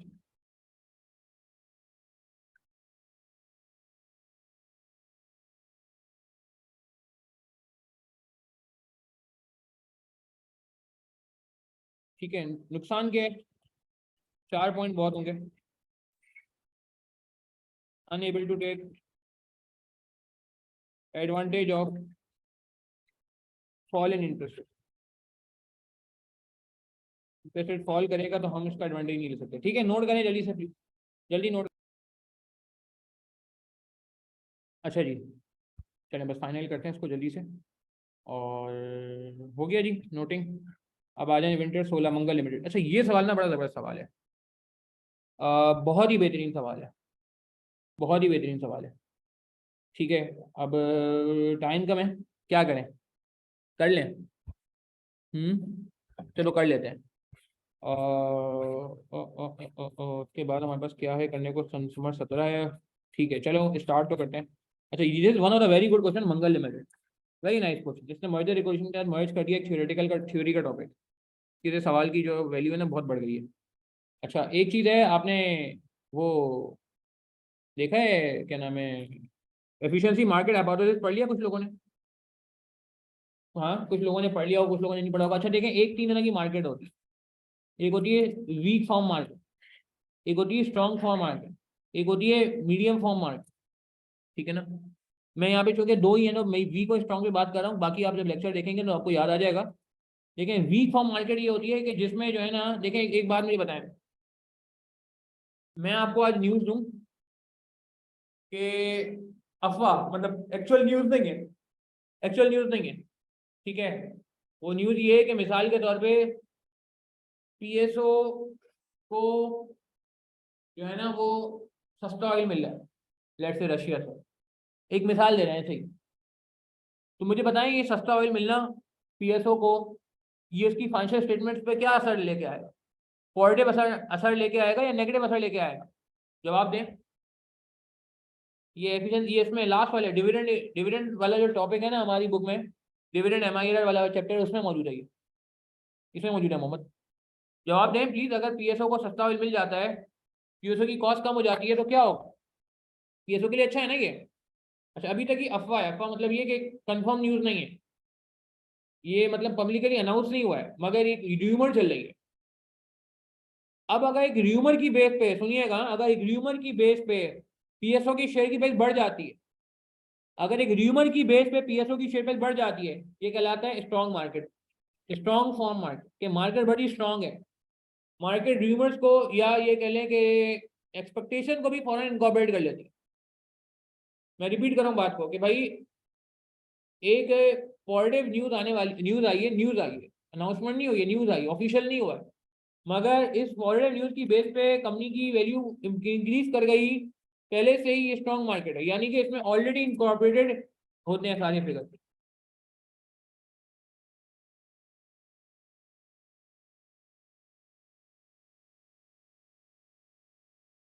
current circumstances को ऑलरेडी इनकॉर्पोरेट किया जाता है। अच्छा, वीक फॉर्म मार्केट क्या होती है? वीक फॉर्म मार्केट क्या होती है? वीक फॉर्म मार्केट ये होती है कि भाई जब तक ऑफिशियल नहीं होगा तब तक इस पर कोई असर नहीं आएगा। Not incorporated expectations until official announcement, until formal announcement, जब तक अनाउंसमेंट नहीं होगा इनको ये चीजें नहीं होंगी, ठीक है। अच्छा, इसको गौर से देखेंगे, बहुत इंपॉर्टेंट सवाल है, बस हमारे फिर हम एंड की तरफ जाएंगे क्लास के आज के सेशन में। अच्छा, और सवाल पढ़ेंगे, discuss whether the proposed acquisition would be beneficial for the existing share holder of ML and SL if the market is weak form and the market is strong form. अच्छा, एक बात मुझे बताएं, लेट्स से पाकिस्तान को जो है ना वो लेट से एक डोनेशन मिल जाता है, एक एड मिल जाती है पाकिस्तान को। लेट से दुनिया कहती है ठीक है जी, आपके यहाँ इन्वायरमेंटल डैमेजेस बहुत हैं, आपके यहाँ फ्लड आया, आपके यहाँ अर्थक्वेक आया, तो हम आपको लेट से $10 बिलियन देंगे। अनफॉर्चुनेटली यार मुल्क इसी नहीं कमा रहा है भाई, सही है ना, और तो अल्लाह माफ़ करे, बस हिदायत दे अल्लाह हमारे हुक्मरानों को, करंट वालों को भी, क्या कर रहे हैं वो। खैर, तो अगर $10 बिलियन की कोई अनाउंसमेंट हो जाए कि हाँ जी आपको ऐसे ही डोनेशन मिलने वाला है, लोन नहीं ऐसी डोनेशन, तो मुझे बताओ आप कि हमारे मुल्क की इकोनॉमी पे क्या असर पड़ेगा, शेयर प्राइस पे क्या असर पड़ेगा, स्टॉक मार्केट पे क्या असर पड़ेगा, जल्दी बताएं प्लीज। देखिए पार्टिसिपेट करें, हम लोग नहीं करो पार्टिसिपेट, ठंडे हो गए हो। हम्म, इंप्रूव होगी या वर्स होगी? इंप्रूव होगी या वर्स होगी, जल्दी बताएं। बढ़ेगी स्टॉक मार्केट, मगर ये कब होगा? अगर ये न्यूज है खाली और स्टॉक मार्केट बढ़ गई तो स्ट्रॉन्ग फॉर्म। अभी न्यूज आई है, कंफर्म नहीं हुआ, मैंने आपको ये नहीं बोला कि गवर्नमेंट ने, डार साहब ने आके अनाउंस नहीं किया टीवी पे, मगर न्यूज चल रही है, ऐसी हवा चल रही है। तो अगर फिर भी स्टॉक मार्केट बढ़ जाती है, कहते हैं स्ट्रॉन्ग मार्केट, इसमें सब फैक्टर इनकॉर्पोरेट हो जाते हैं, फॉरेन इनकॉर्पोरेट हो जाते हैं। और अगर ये कुछ भी फर्क नहीं पड़ा, स्टॉक मार्केट अभी भी बेचारी बदहाल है, जबो हाली का शिकार है, डिप्रेस्ड है, नेगेटिव है, तो भैया फिर वीक मार्केट है। जब तक यकीन ही नहीं आया, जब तक ऑफिशियल नहीं हो जाएगा, स्टॉक मार्केट में कोई चेंज ही नहीं आया, इसका मतलब वीक मार्केट है। मेरी बात समझ आ रही है? ठीक है ना। अच्छा, अब सवाल पढ़ते हैं। Mangal limited ML is manufacturer and retailer of garment, ML is considering to take over Somvar limited. अच्छा, मंगल ने सोमवार को इनकॉर्पोरेट कर लिया, क्या नाम रखा है यार। सही है, भी और किया, मंगल इज ऑल्सो मंडे एंड सोमवार इज ऑल्सो मंडे ना। खैर, मंगल लिमिटेड ने सोमवार लिमिटेड को एक्वायर कर लिया, which engage in a similar business, ठीक है। Extract from the latest statement of financial position and income statement of both the companies are as follows. तो अब दोनों की बैलेंस शीट आ गई है, दोनों की इनकम स्टेटमेंट आ गई। Dividend paid by ML and SL during the latest year amounting to 24 million and 5 million respectively. The latest market price of their shares and debt instruments are as follows. Ordinary shares ex-dividend 20.5 and 26.5. Term finance certificate cum interest 109. ML estimated after acquisition it would be able to achieve saving of 2.7 million per annum net of cost, net of tax for at least 5 years by eliminating certain administrative functions. Further sale of excess non-current asset would yield 6.8. याद आ रहा है, साइनर्जीज यही होती हैं, saving को हम synergy बोलते हैं, सरप्लस एसेट बिक जाते हैं, इसको हम साइनर्जी बोलते हैं, सही है। और रिटर्नेंसी पेमेंट करनी पड़ती है 9 मिलियन की net of tax. ML plan to offer 4 ordinary share for every 3 ordinary share of SL. Public announcement for the proposal has not been made. अभी तक अनाउंसमेंट नहीं हुई है, चर्चा नहीं हुआ, ठीक है। ML cost of equity and weighted average cost of capital are estimated at 16% and 14% respectively, whereas SL cost of equity is estimated at 15%. ठीक है जी, अब जरा बता दें क्या scene. Requirement discuss whether proposed acquisitions would be beneficial for the existing shareholder of ML and SL if the market is weak form efficient and strong form efficient. जल्दी से बता दें मुझे कि साइनर्जी इनकॉर्पोरेट कहाँ हो चुकी होगी. साइनर्जी इनकॉर्पोरेट कहाँ हो चुकी होगी. साइनर्जीज जो होती हैं वो मटेरियलाइज कब होती है, जब एक्विजिशन हो जाती है.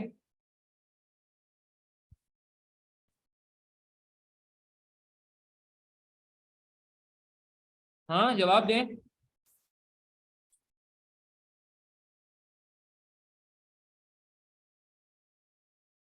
साइनर्जीज, हाँ बिल्कुल, are not incorporated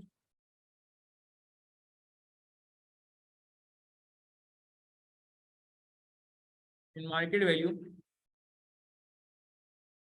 until official announcement.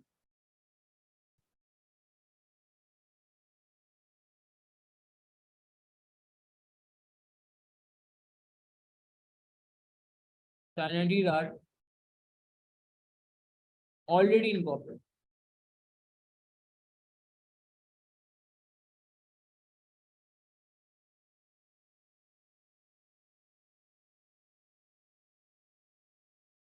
तो हमें क्या कैलकुलेट करना है, हमें whether the proposed acquisition would be beneficial for the existing shareholder of ML and SL. तो यार ये शेयरहोल्डर को जो बेनिफिशियल है या नहीं है इसके लिए क्या देखते हैं, मर्जर एक्विजिशन.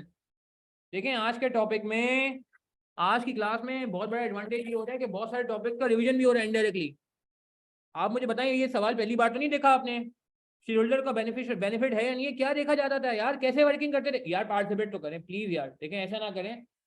हाँ हाँ हाँ बिल्कुल बिल्कुल बिल्कुल, शेयरहोल्डर को बेनिफिट है नहीं है ये कैसे पता चलता है. आप गेन निकालते हैं, very good. New wealth minus old wealth करते हैं, very good. Gain to shareholders, new wealth minus old wealth. पहले मैं स्ट्रॉन्ग फॉर्म मार्केट में बात कर रहा हूँ.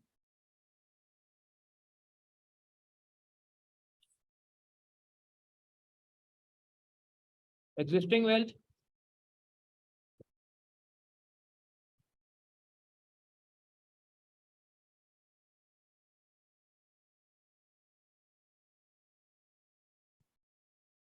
कितनी, कितने शेयर हैं. 300 डिवाइड बाई 10, 30 मिलियन शेयर हो जाएंगे. डायरेक्ट लिख सकता हूँ मैं यार, इतने तो बड़े हो गए हैं. नंबर ऑफ शेयर निकालने में आते हैं, 300 को 10 से डिवाइड कर दोगे ना भाई. और शेयर प्राइस चलिए कितनी, एक डिविडेंड ही चाहिए होती 20.5, 4 मिलियन शेयर्स,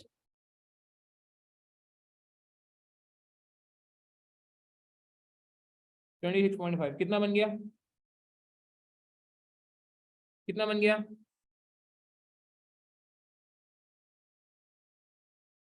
615 मिलियन.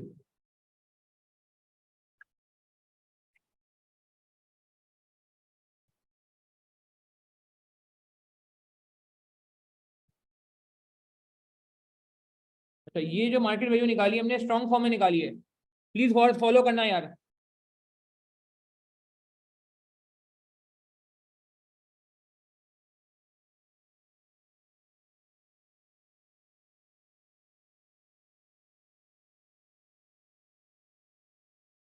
तो no extra gain.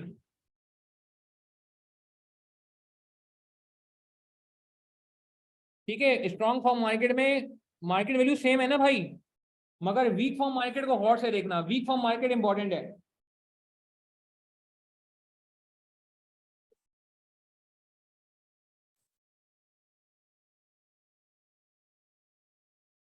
Energies need to be incorporated.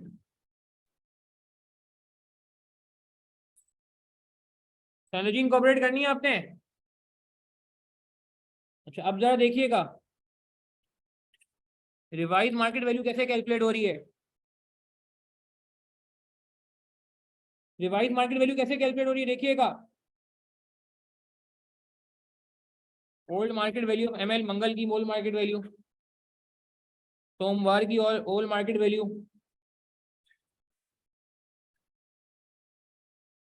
साइनर्जीज, synergies कितनी है, एनर्जीज कितनी है, एनर्जीज की 3 वर्किंग है।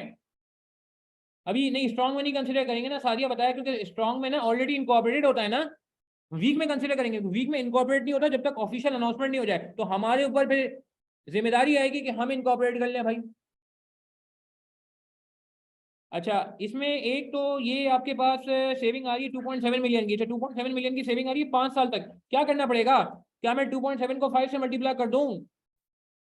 क्या हम ऐसा कर सकते हैं? क्या हमारी वर्किंग ऐसे हो सकती है का? 2.7 को हम 5 से मल्टीप्लाई करते हैं, 5 साल तक सेविंग आएगी लगातार कंटिन्यूस। नहीं नहीं नहीं नहीं नहीं नहीं नहीं नहीं नहीं नहीं नहीं, डिस्काउंटिंग करनी पड़ेगी, एन्युटी लगानी पड़ेगी। 15% का डिस्काउंट फैक्टर गिवन है, लगा दीजिए एन्युटी। एन्युटी लगाइए ना। 1 माइनस 1.15 की पावर -5 डिवाइड बाई 0.15 कितना आ रहा है एन्युटी फैक्टर? एन्युटी फैक्टर कितना आ रहा है?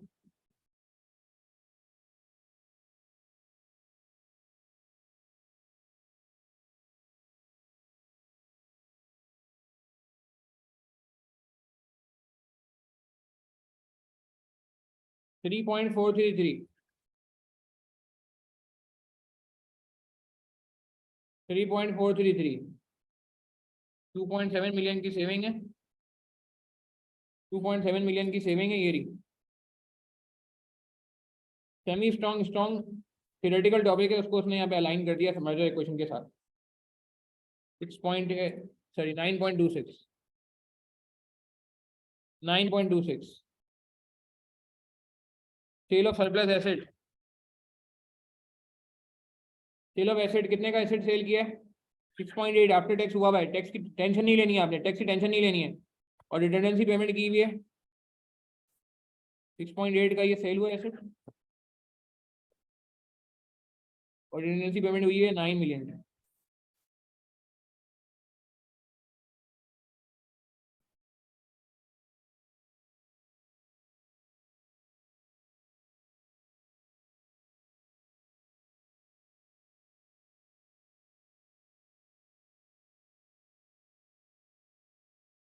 मर्ज एंटिटी कितनी आ रही है यार? और दिया हुआ नहीं है ना कहीं? दिया हुआ डिस्काउंट फैक्टर और मुझे बता दो कहीं। चंदा, डिस्काउंट फैक्टर और कोई दिया हुआ है पूरे सवाल में? डिस्काउंट फैक्टर लेना तो है ना यार, उसके बगैर सवाल कैसे होगा?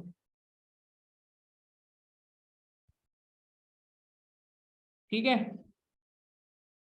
मुझे तो नजर नहीं आ रहा।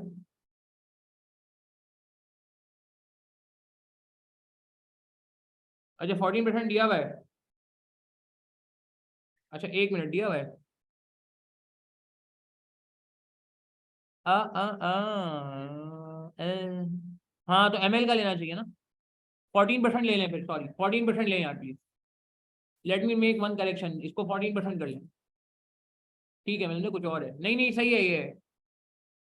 सेल ऑफ एसेट पे अगर प्री टैक्स होता तो हम नेट ऑफ टैक्स कर लेते सारिया, मगर इसका सिर्फ गेन करते नेट ऑफ, पूरी फिगर पे टैक्स सेविंग नहीं लगाते। ये इसको 14% कर लें यार, ये इट्स फाइन हमारे में मन। You are right. अच्छा, प्री टैक्स होता तो उसका टैक्स इफेक्ट निकालना पड़ता, याद है? हमने गेन और लॉस ऑन डिस्पोजल निकालते थे हम।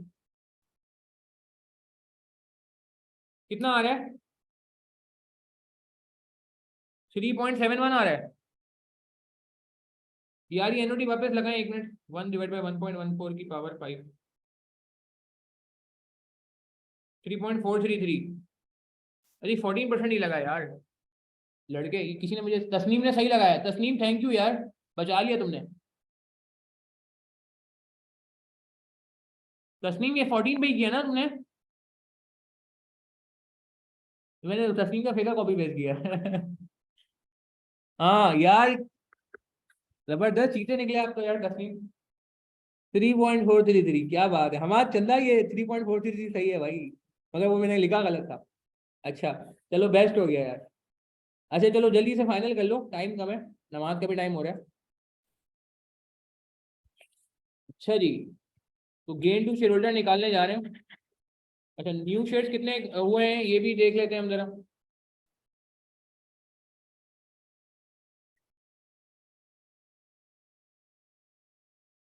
ओवरऑल गेन निकालते थे, याद करें।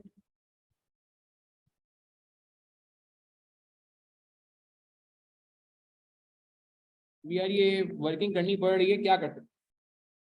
728.06 माइनस 721, तो ओवरऑल गेन आ रहा है 7.06। अब इसको बांटना है दो दो लोगों में।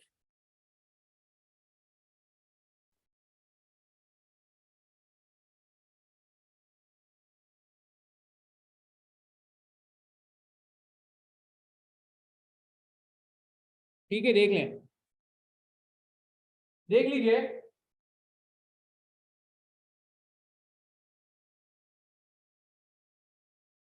चाहिए?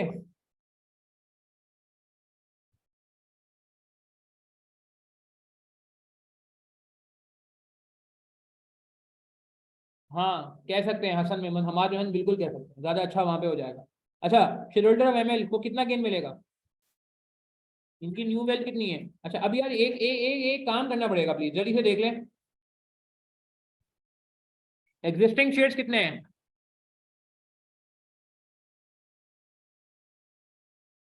एमएल के एग्जिस्टिंग शेयर्स कितने हैं? जल्दी जल्दी देखेंगे। न्यू शेयर्स कितने इशू हो गए? न्यू शेयर्स कितने इशू होंगे? ये असल चीज मुझे बताएंगे, वीक फॉर्म और सेमी स्ट्रॉन्ग का क्या फर्क पड़ेगा? 4 shares for every 3, 4 shares for every 3, 4 shares for every 3, यानी कि हर 4 शेयर, हर 3 शेयर पे 4 शेयर मिलेंगे। 4 मिलियन शेयर हैं इसके, इंटू 4/3, 4/3। इसमें लोग गलती कर लेते हैं, इसमें लोग गलती कर लेते हैं, 5.33 शेयर्स हैं।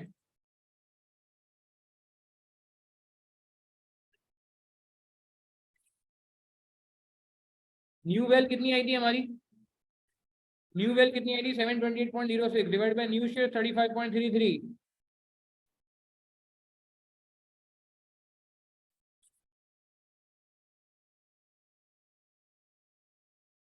रिवाइज शेयर प्राइस आ गई, कितनी आ रही है?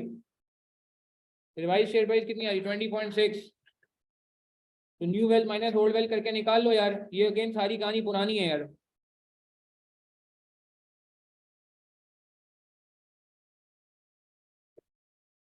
तो न्यू वेल कितनी हो जाएगी? 20.6 इंटू 20 मिलियन शेयर हैं, 30 मिलियन शेयर हैं इनके, 30 मिलियन शेयर हैं। ये सारा मैं काम वही नॉर्मल कर रहा हूँ, इसमें कोई रॉकेट साइंस नहीं है। ओल्ड वेल्थ पहले निकाली थी इनकी, क्योंकि नई वेल्थ अभी देखो, नई शेयर प्राइस के हिसाब से नई वेल्थ निकलती थी ना यार। ओल्ड वेल्थ ये थी 615।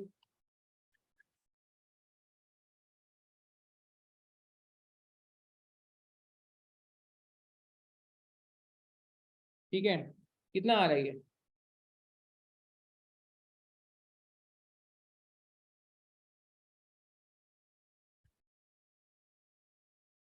618।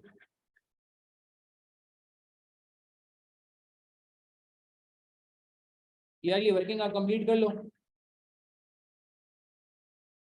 न्यू वेल्थ इनकी कितनी हो जाएगी? न्यू वेल्थ इनको कितने शेयर दिए? 5.3333 शेयर दिए, 20.6 प्राइस है। इसमें से ओल्ड वेल्थ माइनस कर दो, ओल्ड वेल्थ इनकी कितनी थी? 106। इनका गेन आ जाए। ठीक है, ये बात समझ आ रही है? नोट करें इसको प्लीज। अच्छा अब आप, मैं एंड में कंक्लूड करने जा रहा हूँ सेशन को, कोई नमाज का टाइम हो रहा है वरना मिस हो जाएगी नमाज। मैं एक चीज बस कंक्लूड करने जा रहा हूँ भाई, देखो थ्योरी के लिए मैं आपसे वापस इल्तिजा कर रहा हूँ, आपको इतनी अच्छी अपॉर्चुनिटी मिल गई है, इतने सारे थ्योरी के सवाल एक साथ मिल गए आपको, और आपके बोर्ड के मिल गए, रेलिवेंट बोर्ड के मिल गए। मैं कोई आपको ठीक है ICSE कर देता तो आप कहते यार पता नहीं हो सकता है नहीं है, क्योंकि वहाँ तो थ्योरी का एलिमेंट ज्यादा है। तो यार ये आपके पास सामने अपॉर्चुनिटी मौजूद है, किस तरीके से थ्योरी को लेकर चलना है। मैंने आपके सामने 2 सेशन कंडक्ट कर लिए हैं, जरूरत पड़ेगी तो मैं आगे भी देख लूंगा। ठीक है, जरूरत पड़ेगी तो इंशाल्लाह आप मुझे फॉलो करते रहो ग्रुप्स वगैरह पे। मैं इंशाल्लाह जैसे कहते हैं ना, हफ्ते 10 दिन में इसको एक और आप लोगों को झंझोड़ता हूँ, मुझे लग रहा है झंझोड़ना पड़ेगा। मगर आप लोग अपनी एफर्ट को यार रोको नहीं, प्लीज यार, प्लीज यार, ये मेरी आपसे रिक्वेस्ट है। और देखो मैं बीइंग अ टीचर का पूरा पूरा सॉल्व कर रहा हूँ, तो यार आपको क्यों नहीं, आपको तो फिर भी सॉल्व, मतलब ज्यादा सॉल्व करना चाहिए यार। ठीक है, तो प्लीज आपको अप्रोच मैंने बता दी है, थ्योरी के सवाल चाहे कैलकुलेशन सपोर्टिव हो या कैलकुलेशन सपोर्टिव ना हो, आप पूरा पूरा 100% सॉल्व करेंगे या 100% लिखेंगे, उसके बाद उसको कंपेयर करेंगे सेट सोल्यूशन से, जो डिफरेंस आ रहे हैं, पॉइंट्स में डिफरेंस आ रहा है वो आप ऐड ऑन कर देंगे, ताकि आपकी इन्वेंट्री अप टू डेट हो जाए। ठीक है, चलें, कल का मैंने रिकॉर्डिंग डाल दी है यूट्यूब पे, इसको भी मैं यूट्यूब पे डाल दूंगा। ठीक है, अपना ख्याल रखिएगा, प्लीज दुआ में याद रखिएगा, इंशाल्लाह आपसे मुलाकात होती है जल्द। अस्सलाम वालेकुम रहमतुल्लाहि व बरकातुहू। इसको नोट कर लें, स्नैपशॉट ले लें अगर नहीं किया तो।